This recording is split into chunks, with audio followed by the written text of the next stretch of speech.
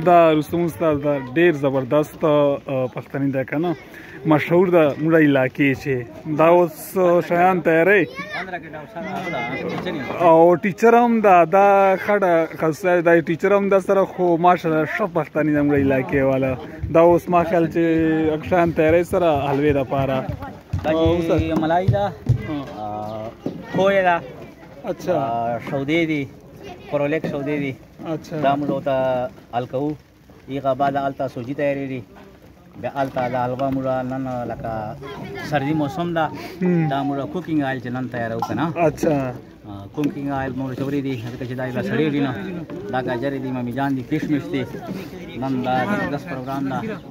حاجی لایق خان صاحب دا پروګرام ده ان شاء الله که خیر او بس دا طریقه ورشه ان شاء الله خلک کور چې تیار ولا سي دغه پاره جا